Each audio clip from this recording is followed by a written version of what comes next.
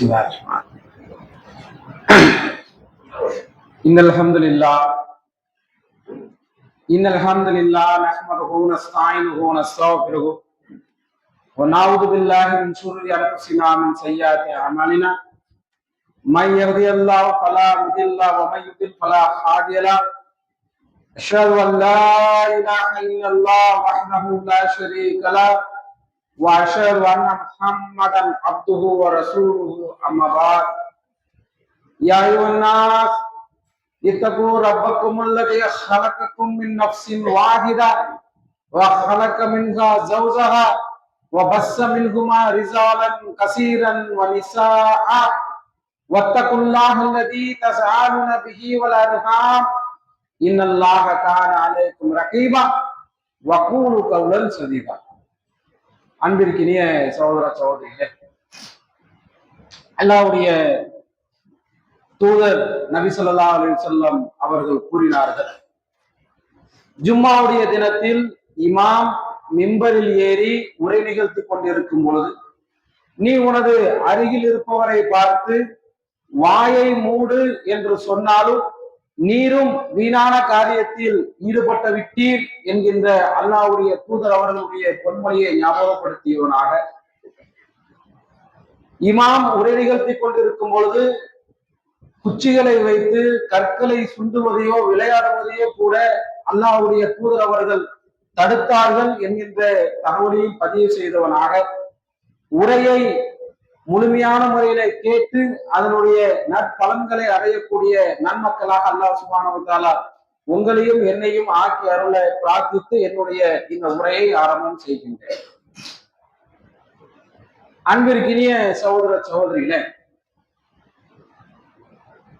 அல்லாஹ் சுப்ஹானஹு வ தஆலா இந்த மனித வர்க்கத்தை படைத்திருப்பதை பற்றி சொல்லும் பொழுது, அல்லதி ஹலக்கல் மௌத வல் ஹயாத்த லியப்லுவக்கும் ஐயுக்கும் அஹ்ஸனு அமலா, உங்களில் யார் நற்செயல்கள் புரிகிறார்கள் என்பதை சோதிப்பதற்காக உங்களுக்கிடையே வாழ்வையும் மரணத்தையும் நாம் ஏற்படுத்தி இருக்கிறோம் என்பதாக அல்லாஹ் தன்னுடைய திருமறையிலே சொல்லி காட்டுகின்றார்.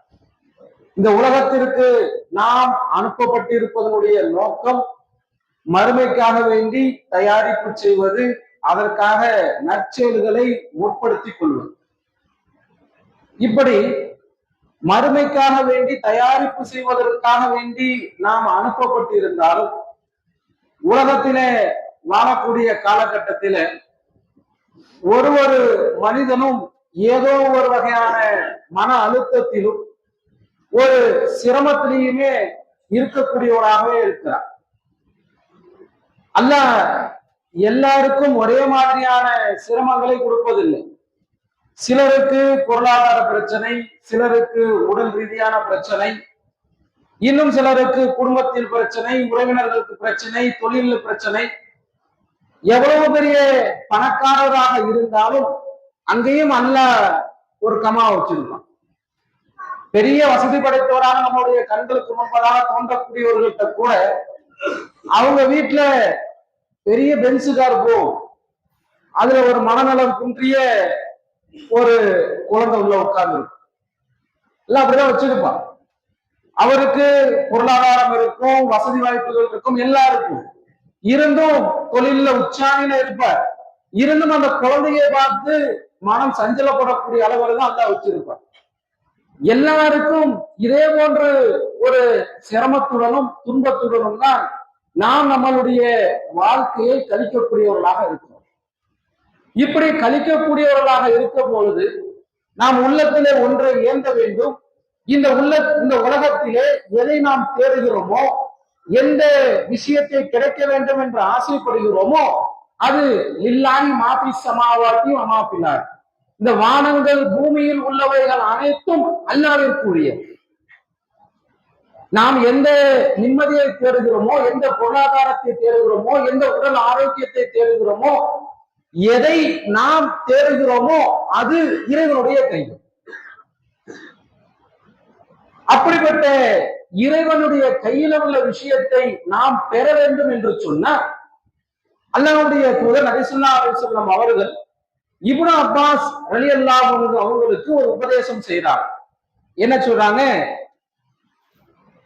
சிறுவனே யா புனை, நான் உனக்கு சில அறிவுரைகளை கற்றுத் தருகிறேன் என்று சொல்லிட்டு அல்லாஹ்வுடைய தூதர் நபி ஸல்லல்லாஹு அலைஹி வஸல்லம் சொல்றாங்க, யா புனை, நீ அல்லாஹ்வை பாதுகாத்துக்கொள், அல்லாஹ் உன்னை பாதுகாப்பான். அல்லாஹ்வை பாதுகாத்துக்கொள் அப்படின்னா அல்லாஹ்வுடைய வரமுறைகளை நீ பாதுகாத்துக்கொள், அல்லாஹ் உன்னை பாதுகாப்பான். அல்லாஹ் எதை ஏவி இருக்கிறானோ அதை நீ எடுத்துக்கொள், எதை விட்டு அவன் தடுத்திருக்கிறானோ அதை விட்டு நீ தவிர்த்து கொள், நிச்சயமாக அல்லாஹ் உன்னை பாதுகாப்பான். பிரச்சனைகளிலும் துன்பங்களிலும் கஷ்டங்களுக்கும் மத்தியிலே உழலக்கூடிய நாம் அல்லாஹ்வுடைய அந்த வரைமுறைகளை வரம்புகளை நாம் பாதுகாக்கிறோமா? நம் அளவில் நாம் அல்லாஹ் சொல்லி இருக்கிற பிரகாரம் அதை அவன் எதை ஏறியிருக்கிறானோ அதை ஏற்று நடப்பது, எதை தடுத்திருக்கிறானோ அதன் பக்கம் தடுத்து இருக்கக்கூடிய காரியங்கள் நாம் ஈடுபடுகிறோமா? நாம் ஒருவனிடம் முன்னோக்குகிறோம், ஒருவனிடம் கையேந்துகிறோம், ஒருவனிடம் இவன் தான் என்னுடைய அனைத்து பிரச்சனைகளுக்கும் தீர்வு அளிக்கக்கூடியவன், தீர்வு அளிப்பதற்கான சக்தி உடையவன், இவன் நாடிவிட்டான் என்று சொன்னால், இவன் எனக்கு கொடுக்க வேண்டும் என்று முடிவு செய்து விட்டான் என்று சொன்னால் தடுப்பவர்கள் யாரும் இல்லை என்று உளமாற அந்த இறைவனின் மீது நம்பிக்கை வைக்கக்கூடிய நாம் அவன் சொல்லியிருக்கக்கூடிய வரம்புகளை மீறுகிறோமா அல்லது கட்டுப்படுகிறோமா? பெரும்பாலும் மீறத்தானே செய்கிறோம், கட்டுப்படுவதில்லையே. அல்லாஹ்வுடைய நல்லடியார்கள் அவனுக்கு கட்டுப்படக்கூடியவர்களாக இருந்தார்கள். நாம ஒரு நிமிஷமும் மீறக்கூடியவர்களாக இருக்கிறோம். கண்ணுக்குண்டான வரமுறை என்ன? தவறான விஷயங்களை பார்ப்பதை விட்டும் கண்களை தவிர்த்து கொள்ள வேண்டும். இது கண்ணுக்குண்டான வரம்பு. இந்த கண்ணுக்குண்டான வரம்பு எந்த அளவு இன்று நடைமுறைப்படுத்தப்படுகிறது, செயல்படுத்தப்படுகிறது? ஒரு மொபைல் போன், அதுல ஒரு 1.5 GB 2 GB டேட்டா, ரீல்ஸ் பார்க்கிறோம், பேஸ்புக்கை பார்க்கிறோம், வாட்ஸ்அப்பை பார்க்கிறோம். எத்தனை பேருடைய பேஸ்புக்குக்கும் வாட்ஸ்அப்பினுடைய லாக் இல்லாம இருக்கு. நம்மகிட்ட சரியா இருந்துச்சுன்னா நம்மளுடைய பேஸ்புக்ல லாக் இருக்காது. ஒரு சரியான மனிதர் யார் அப்படின்னு சொல்லிட்டு சொன்னா அவருடைய மொபைலுடைய லாக்க அவருடைய குடும்பத்தார் தெரிந்திருப்பவர்கள் தான். என் லாக்கு என் குடும்பத்துல தெரியும், கணவனுடைய லாக்கு மனைவிக்கு தெரியும், மனைவியுடைய லாக்கு கணவனுக்கு தெரியும். இல்ல மொபைலுக்கு தான் லாக்கு, மொபைலை திறந்ததுக்கு அப்புறம் எந்த ஆப்புக்கும் இந்த லாக்கு கிடையாது. என் மனைவி சாதாரணமாக எடுத்து என்னுடைய மொபைல்ல உள்ள எல்லா லாக்கையும் பார்க்கலாம், என்னுடைய வாட்ஸ்அப்பை பார்க்கலாம், இன்ஸ்டாவை பார்க்கலாம், நான் யார்கிட்ட சேட் பண்ணிருக்கேன்னு பார்க்கலாம், எல்லாத்தையும் பார்க்கலாம். அப்ப அங்க சரி இருக்கிறது என்று அர்த்தம். போல்டருக்கு ஒரு லாக், இமேஜுக்கு ஒரு லாக், பேஸ்புக்கு ஒரு லாக், வாட்ஸ்அப்புக்கு ஒரு லாக், பிரைவேட் போல்டருக்கு ஒரு லாக் என்று லாக் லாக் லாக் போட்டுக்கிட்டே இருந்தோம்னா அங்க ஏதோ தவறு இருக்கிறது என்று அர்த்தம். அல்லாஹ் கண்காணிப்பானாக இல்லையா? நோம்பு வைத்துக் கொண்டு தவறுகளில் இருந்து ஈடுபடக்கூடாது என்கிற எண்ணம் வரக்கூடிய நாம் சிலர் இந்த நோம்பிலே கூட தவறின் பக்கம் விழக்கூடியவர்களாக இருக்கிறார். அல்ல அந்த கண்கள் எதை பார்த்தது என்பதை பற்றி அவன் நாளை விசாரிக்க மாட்டான. என்ன அவன் உங்களை விட்டு வெறுமனே விட்டு விடுவான் என்று எண்ணிக்கொண்டீர்களா? அல்லாஹ் கேட்கிற, என்ன அவனை நாம் வெறுமனே விட்டு விடுவோம் என்று அவன் எண்ணிக்கொண்டானா? அவனை இஷ்டத்துக்கு அவனுடைய நப்சின் பிரகாரம் அவன் நடந்து விட்டு எந்த ஒரு உதவியும் இல்லாமல் என் புறத்தில் வந்து நிற்கக்கூடிய நாளில் அவனை வெறுமனே நான் விட்டு விடுவேன் என்று அவன் எண்ணிக்கொண்டானா? பிடிப்போம் அவனை, கட்டுவோம் அவனை. அல்லாஹ் சொல்லி காமிக்கான், அன்று அவன் கட்டுவது போல் வேறு யாரும் கட்ட முடியாது, அன்று அவன் தண்டிப்பது போல் வேறு யாரும் தண்டிக்க முடியாது. அல்லாஹ்வுடைய தூதர் நபி ஸல்லல்லாஹு அலைஹி வஸல்லம் சொல்றாங்க, நரகம் இன்பத்தை கொண்டு நப்சை கொண்டு மூடப்பட்டு இருக்கிறது, சொர்க்கம் சிரமத்தை கொண்டு மூடப்பட்டு இருக்கிறது. நப்சு பிரகாரம் என்னுடைய மனோ இச்சையின் பிரகாரம் என்னுடைய வாழ்க்கையை நான் கடத்துவேன் என்று சொன்ன செல்லக்கூடிய இடம் வேறவாக இருக்கும். கொஞ்சம் கட்டுப்பட்டு வாழ்ந்தோம் என்று சொன்னால் அல்லாவுடைய வரம்புகளை பேணி காக்கக்கூடியவராக இருந்தால் இந்த உலகத்திலையும் அவருக்கு அல்லாவுடைய உதவியை அவர் பெற்றுக் கொள்வார். அல்லாஹ் அவரை பாதுகாப்பார். மறுமையிலும் அவர் வெற்றி அடைவார். நப்சு பிரகாரம் என்னுடைய மனோ இச்சையின் பிரகாரம் என் உள்ளம் என்ன தோன்றுகிறதோ, என் உள்ளம் என்ன ஆசை கொள்கிறதோ அதன் பிரகாரம் தான் என்னுடைய வாழ்க்கையை நான் அமைத்துக் கொள்வேன் என்று சொன்னால் அல்லாஹ் இந்த உலகத்திலையும் ஒரு நெருக்கடியான வாழ்வை தருவான். விசாலமான வாழ்வு கிடைக்க நெருக்கடியான வாழ்வு. எல்லாம் இருந்தும் நெருக்கடி. மன நெருக்கடின்னு ஒண்ணு இருக்கு. பொருள் இருக்கும், வியாபாரம் இருக்கும், காசு மனம் இருக்கும், ஆரோக்கியம் இருக்கும், மனசுல நிம்மதி இருக்காது. மனசுல ஒரு வெறுமை இருக்கும், மனசுல ஒரு நெருக்கம் இருக்கும், ஒரு குழப்பம் இருக்கும். அல்ல அந்த ராகத்தை தரமாட்டான். எந்த உள்ளம் அல்ஹம்துலில்லாஹ் என்று இருக்கிறதோ அந்த உள்ளம் ராகத்தை பெறும். எவ்வளவு பிரச்சனை வந்தாலும் அல்ஹம்துலில்லாஹ் என்று சொல்லிட்டு போவோம். அதை பெற வேண்டும் என்று சொன்னால் அல்லாஹ்வுடைய வரம்புகளை பேணி பாதுகாக்கக்கூடியவர்களாக இருக்கும். அல்லாஹ் நாளை இந்த கண்களை விசாரிக்க மாட்டான. அல்லாஹ் தன்னுடைய திருமறையிலே சொல்லி காட்டுகின்றான், நாளை அவனுடைய வாய்களின் மீது நாம் உத்தரவிட்டு விடுவோம். அது பொய் கூடிய வாய். அது வாயை திறந்தா பொய் பேசும். அந்த வாயின் மீது நாம் உத்தரவிடுவோம். அவனுடைய கண்கள் அவனுக்கு எதிராக சாட்சி சொல்லும்.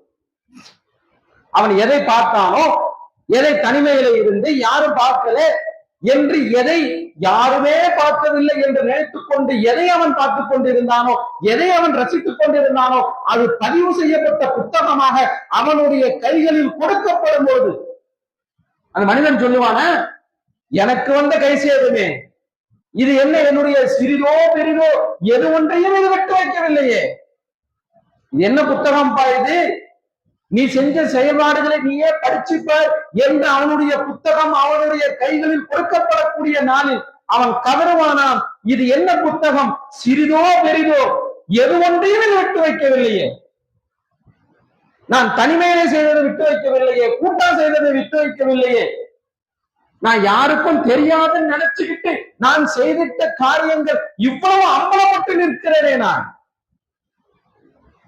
அல்ல அம்பலப்படுத்த மாட்டான.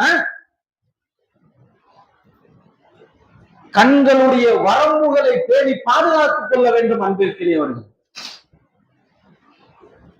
பெரிய ஷைத்தான் இதை வைத்து நன்மையை பெறுவதாக இருந்தாலும் நன்மையை பெறலாம், நரகத்திற்கு செல்வதாக இருந்தாலும் நரகத்திற்கு செல்லலாம்.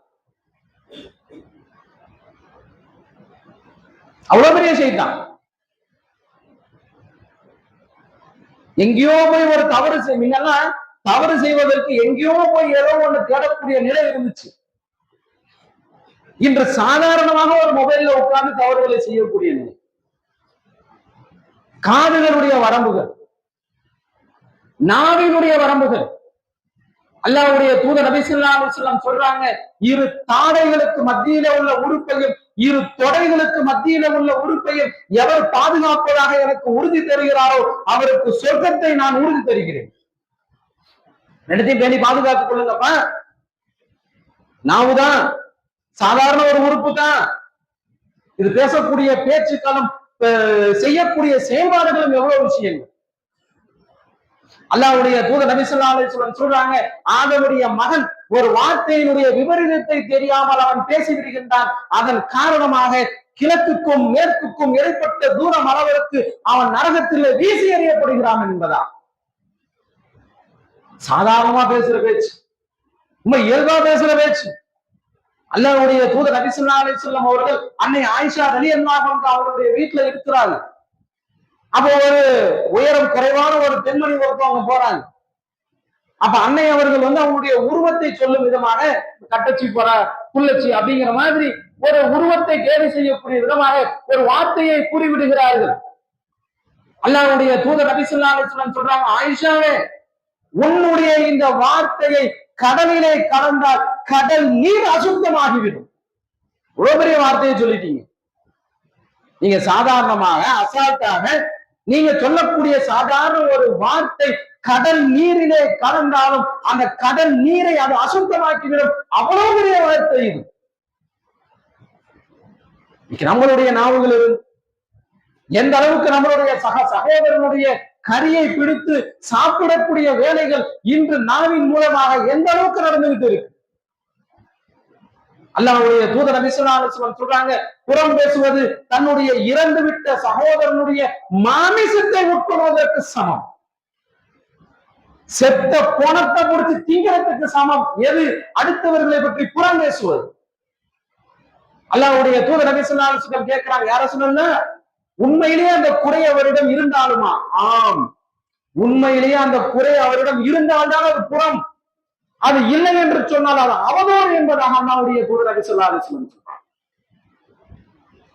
அல்லாஹ்வை பற்றி பெருமை பேச வேண்டிய நாம், அல்லாஹ்வை பற்றி திக்ர் செய்ய வேண்டிய நாம். அல்லாஹ்வுடைய தூதர் நபி ஸல்லல்லாஹு அலைஹி வஸல்லம் சொல்றாங்க, எவர் ஒருத்தர் சுப்ஹானல்லாஹ் அல்ஹம்துலில்லாஹ் என்று கூறுவாரோ அவர் வானத்திற்கும் பூமிக்கும் இடைப்பட்ட அளவு நன்மைகளால் நிரப்பி விடுகிறார்கள் என்று அல்லாஹ்வுடைய தூதர் நபி ஸல்லல்லாஹு அலைஹி வஸல்லம். ஒத்த வார்த்தை, பெருவார்த்தை அல்ல. வானத்துக்கும் பூமிக்கும் இடைப்பட்ட தூரத்தை அவர்கள் நன்மைகளால் நிரப்பி விடுகிறார்கள். அல்லாஹ்வுடைய தூதர் நபி ஸல்லல்லாஹு அலைஹி வஸல்லம் சொல்றாங்க. அது சொல்வதற்கு நாவிற்கு நேரம் இல்லை.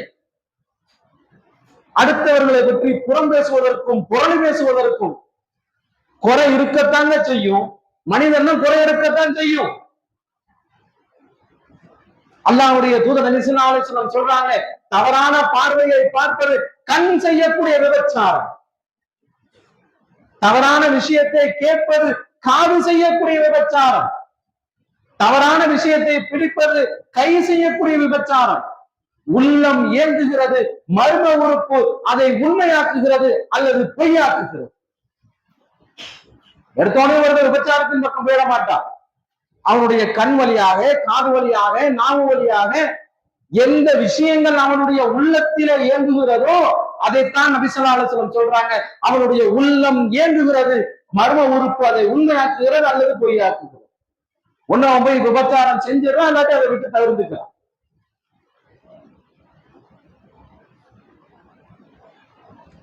சரியா நடக்கணுங்கிறது நோன்பு காலத்துல மட்டும்தானே?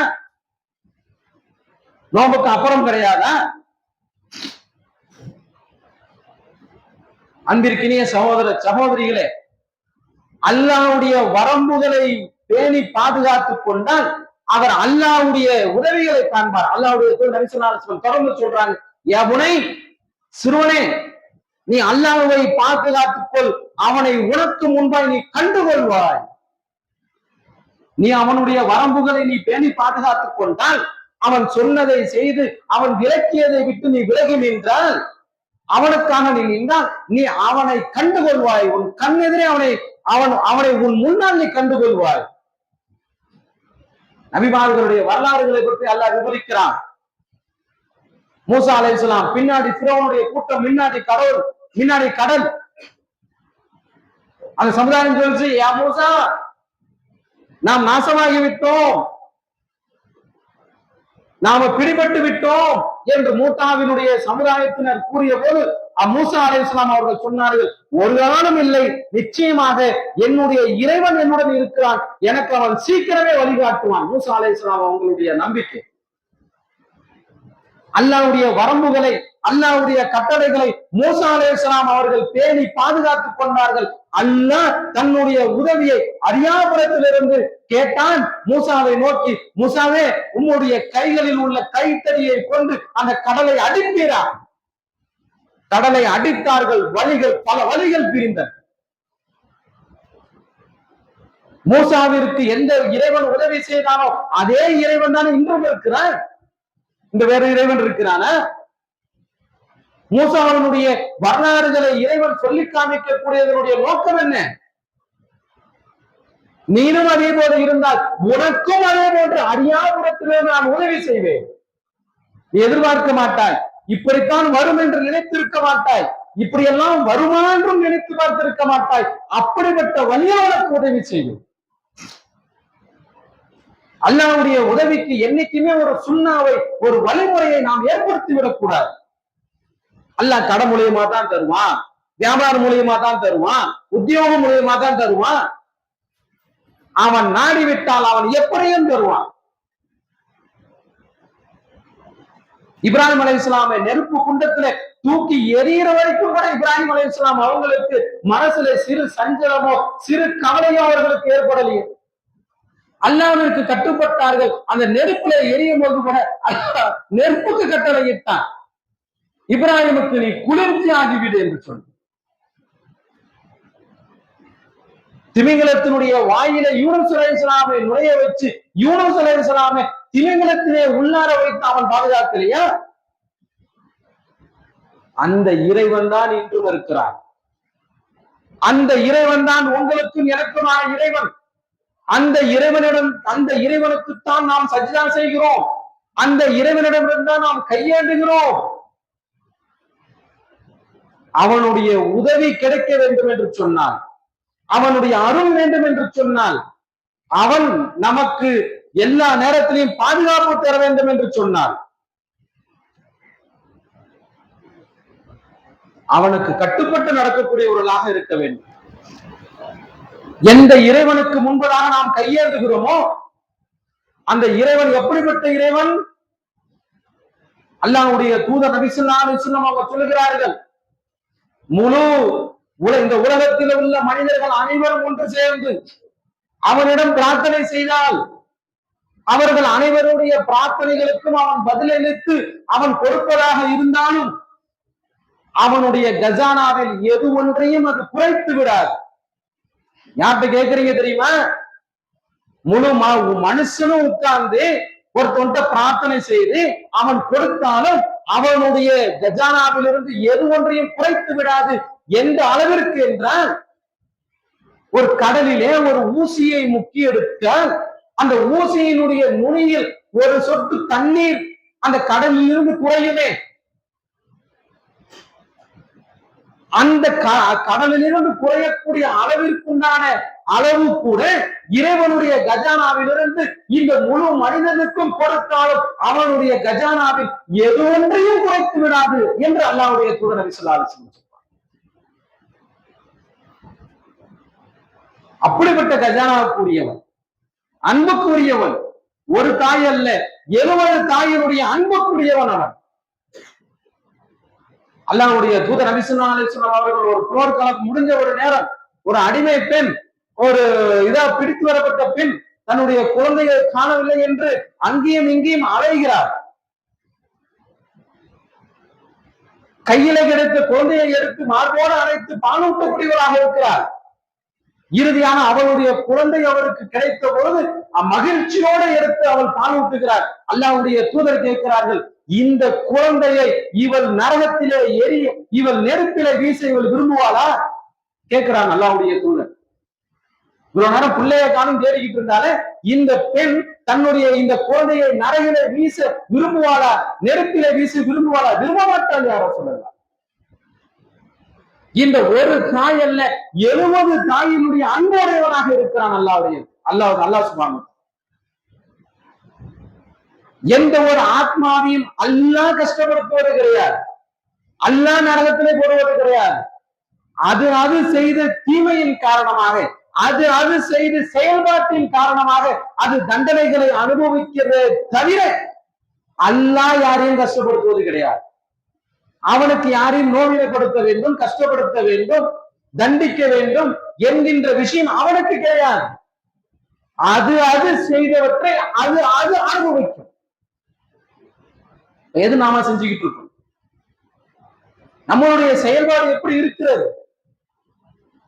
ரமலானுடைய ஆரம்பத்திலே அதிகமான உரைகளில் சொல்லுவார், உங்கள் முன் சென்றவர்கள் மீது நோன்பு கடமையாக்கப்பட்டது போல் உங்கள் மீது நோன்பு கடமையாக்கப்பட்டுள்ளது, நீங்கள் இறை அச்சமுடையவர்களாக ஆவதற்காக. ரமலான் என்பது பசித்திருப்பதற்கும் தாகித்திருப்பதற்கும் மட்டும் கிடையாது. ரமலான் என்பது மாற்றத்தை ஏற்படுத்த வேண்டும். அதுதான் ரமலான். நம்மிலே மாற்றத்தை ஏற்படுத்தவில்லை என்று சொன்னால், நம்மளுடைய ஈமானிலே ஒரு மேம்பட்ட நிலையை ஏற்படுத்தவில்லை என்று சொன்னால் மற்ற மாதங்களுக்கும் ரமலானுக்கும் எந்த வித்தியாசமும் கிடையாது. நீங்கள் பசித்திருப்பதால் தாகித்திருப்பதால் அல்லாவிற்கு ஏதேனும் நன்மைகள் விழுந்து விட போகிறதா? கிடையாது. அல்லாஹ்வுடைய தூதர் நபி ஸல்லல்லாஹு அலைஹி வஸல்லம் சொல்றாங்க, முழு மனித சமுதாயமும் சேர்ந்து அல்லாஹ்விற்கு சஜிதா, அல்லாஹ்விற்கு கட்டுப்படுவது என்று முடிவு செய்தாலும் அல்லாஹ்வுடைய அந்தஸ்தில் எதுவொன்றும் கூடி போய்விடப் போவதுமில்லை. அல்லது முழு மனித சமுதாயமும் சேர்ந்து இனிமேல் அல்லாஹ்விற்கு நாம் கட்டுப்படுவது இல்லை என்று முடிவு செய்தாலும் அல்லாஹ்வுடைய அந்தஸ்தில் எதுவொன்றும் குறைந்து போய்விடப் போவதுமில்லை. அல்லாஹ் சமத், அவன் தேவைகளற்றவன். நம்மளுடைய வணக்க வழிபாடு, நம்மளுடைய நோன்பு, நம்மளுடைய தானம் தர்மம் எல்லா விஷயத்தையும் விட்டு அவன் தேவைகளற்றவன். அவன்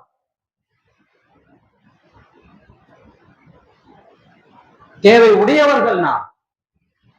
ரமலான் என்பது மாற்றத்துக்குரியதாக இருக்க வேண்டும். ரமலான் என்பது நம்மை பண்படுத்தி விட்டு சென்றிருக்க வேண்டும். ரமலான் என்பது நமக்கு இறை அச்சத்தை ஊட்டி சென்றிருக்க வேண்டும். அதுதான் ரமலான்.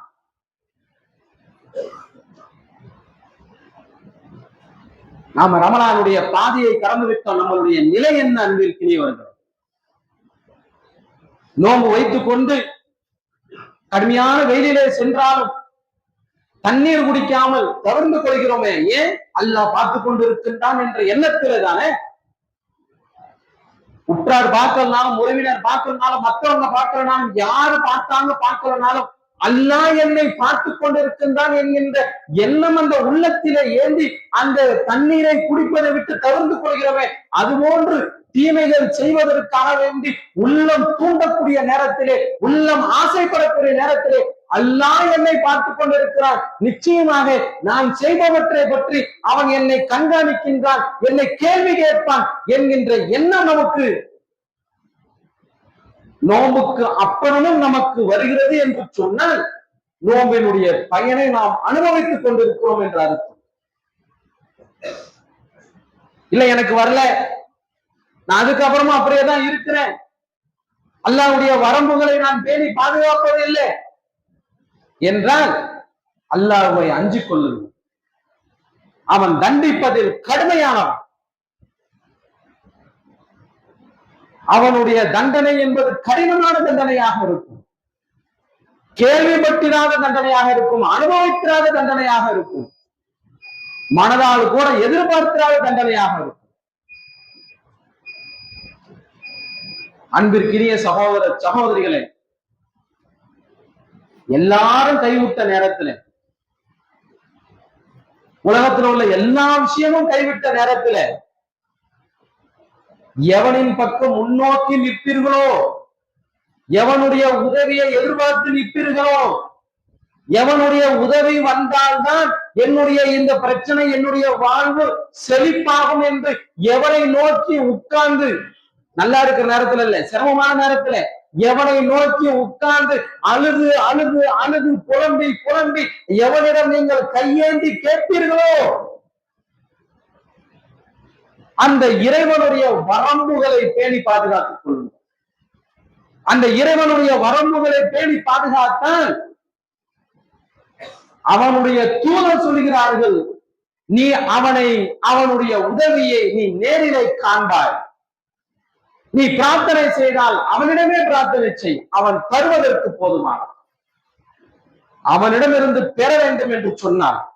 நான் படக்கூடிய சிரமங்களையும் கஷ்டங்களையும் துன்பங்களையும் விட்டு என்னை நீக்கக்கூடியவன் அவன் ஒருவனே. அவனிடமிருந்து எனக்கு நேர்வழியும் எனக்கு உதவியும் பெற வேண்டும் என்று சொன்னால் அவனுடைய வரம்புகளை பேணி பாதுகாக்க வேண்டும்.